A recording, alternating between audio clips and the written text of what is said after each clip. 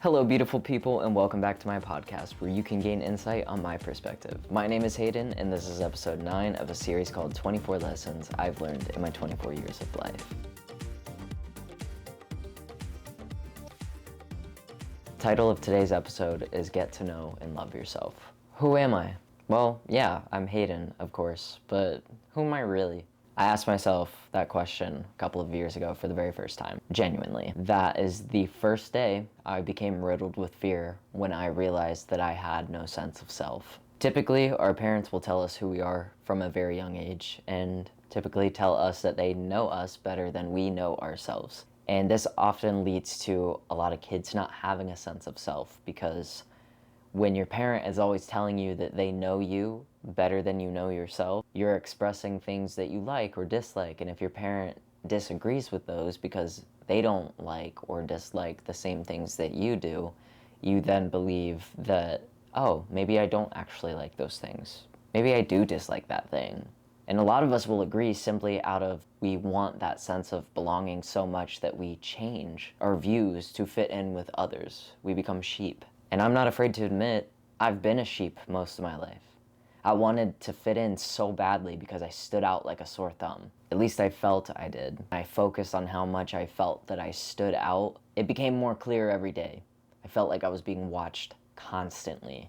I felt like I could not have a second of peace to myself. I felt that I was being judged every single second of the day. I would just be in this deep thought pattern of everybody's thinking so negatively about me, and I never understood why. It was just a fear I had. Because a couple of times when I expressed myself or said something I liked, it was combated with, why do you think that way? Or I would get bullied. And listen, I feel as though just about everyone has been bullied at one point in time in their life. You can't compare with one another because hurt people regardless. And when we feel that hurt, there's no comparing it. A lot of the times growing up, if you would express that you've been bullied, well, somebody else would say, not as bad as me. This happened to you, not as bad as me. That doesn't take away from how badly it hurt you. Sure, that person is hurt as well, but being hurt is not a pissing contest. It's not a competition. And because it was seen as competition, I never expressed when I was hurt because it would get dismissed. It was very interesting. I lacked a lot of confidence and I didn't use my voice when I should have.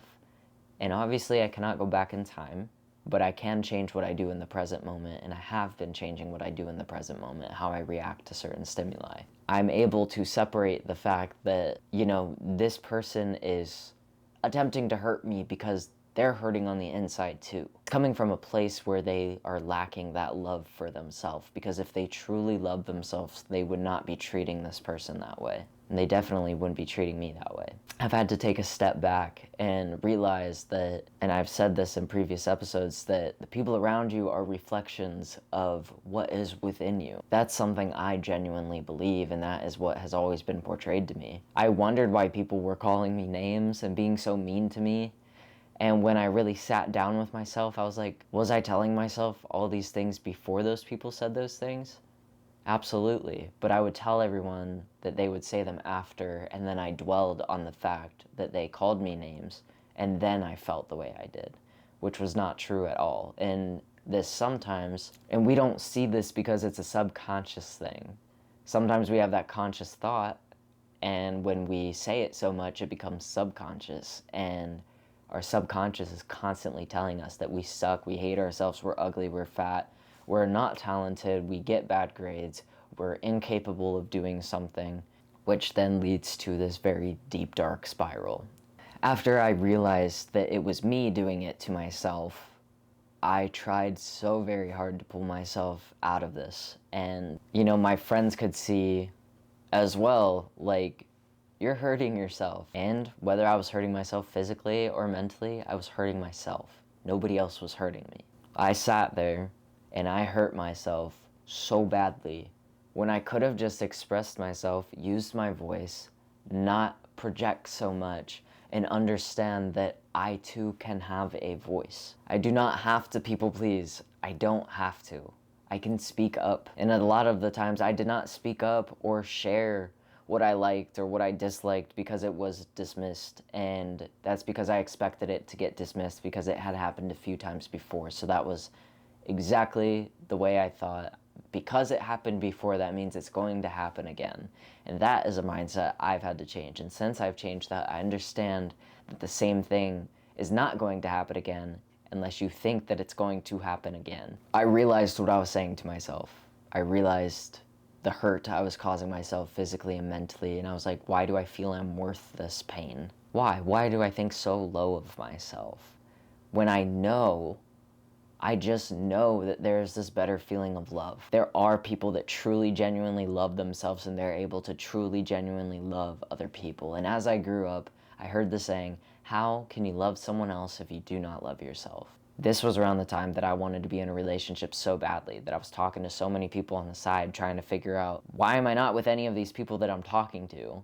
Why have I not progressed this? Why can't I do X, Y, and Z? Why can't I be with whomever? And then I started asking myself a different question. Why do these people that I like the parts about me that I hate so much about myself? It made me mad when somebody loved the parts of me that I hated about myself, because I wanted them to hate them too. I was being shown through these people that I need to figure out why I hate those aspects of myself and learn to love those aspects of myself. This was something so incredibly hard for me to do because I did not want to address. I never wanted to address the things I didn't like about myself. It didn't feel right. But when I saw that the people around me were reflecting those parts of myself, when I started becoming aware of this, I noticed that the people I was talking to also had the very same insecurities that I was having, that I hated about myself, so I loved that part of them so much, because I was like, if I show you how much I love these parts of you, you're gonna realize that you too love these parts. And it was like I was constantly neglecting myself. I was being shown, this is how you should treat yourself, and you're not doing it. You keep doing it for other people, so why don't you learn how to do it for yourself? And that was something that was very scary for me to do, because I was like, I've hated these parts of myself for so long, but it's so much easier to love these parts in other people.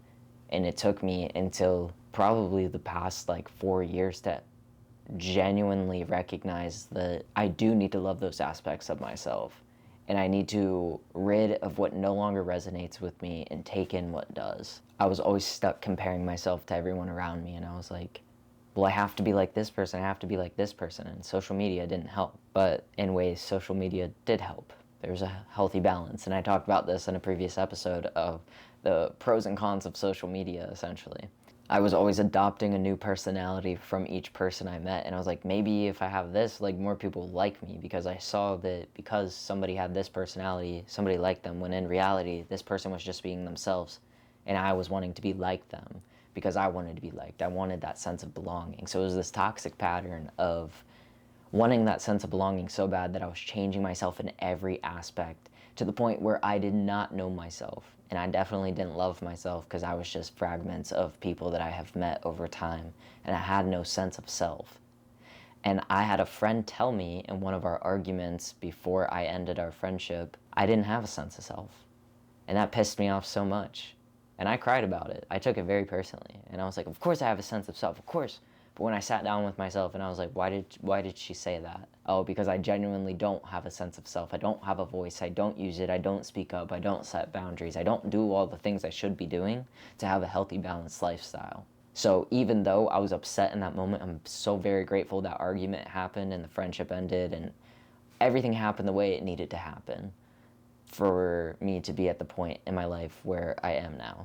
I stopped absorbing the likes and dislikes of others and started paying attention to what felt right to me, what made sense to me, not what made sense to other people. If something didn't make sense to me but made sense to another person, I stopped trying to figure that out. And I'm like, it doesn't resonate with me, and if it does at some point, it will return. It will come back. Something that helped me a lot, and I mean this, a lot. I saw this reel or this TikTok that talked about how if you're struggling with figuring out who you are as a person, your likes and dislikes, take out a sheet of paper and write down 100 things you love. And I was like, I don't even think I can name 10 things that I love, let alone 100. genuinely. So surely I sat down with that paper and I was like, okay, here we go. I still have the list somewhere. I wish I would have brought it out for this video, but I wrote out 100 things I love. And this took time. I could not write 100 things I loved in one sitting because I was still trying to figure that out. And after I had started writing the first couple of things, then my mind opened up and I could see what I actually liked, what I disliked, what I genuinely loved about myself and other people. I realized that the first two things I wrote down about the things I loved about myself were physical features. And those physical features were my eyes and my smile. I was like, why am I only focused on physical features? And I went and delved into, well, I love that I can love. I love the way I think. I love the way I feel so deeply. And I just went through this whole thing. You know, like, I'm not going to list you all the 100 things I wrote down, but just to show an example. But when I wrote down those two physical features on the outside, I realized that I hadn't looked inside, what I loved about myself on the inside. And I was like, wow, I have been missing out on so much. I had a lot of friends who enjoyed being around me, so I guess I was likable, and there should be things that I like about myself. My family loved me and talked to me and included me, so there must be good things about myself. And over time, progress was made. And progress still happens every day. I find these limiting beliefs that were created in my childhood. I'm like, these aren't my thoughts.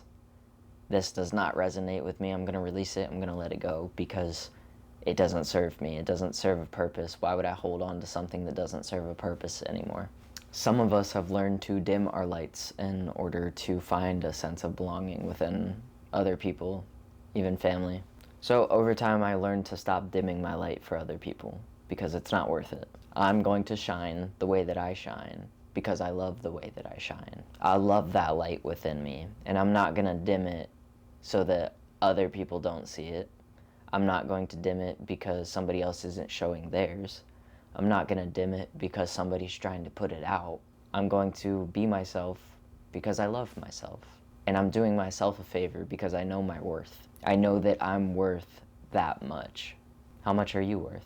If you don't know and love yourself, imagine what your partner thinks of that. If you're in a relationship and you kind of don't have that sense of self and you're recognizing that, ask your partner. Ask your partner to tell you the things that they love about you and see whether you agree or disagree. See what comes up. Talk about it. A lot of times people get into relationships before they even know themselves or love themselves, so they lose their sense of self and they combine it with the person that they are with. And sometimes debates come up and sometimes arguments come up because they're like, no, we said that we like this, and they're like, no, you said you like that, I like this. That's where we have merged our sense of self with the other person, and now we have to figure out, do we actually like what we both agreed on because we both actually like it, or did one of us say that we like something just because the other person did?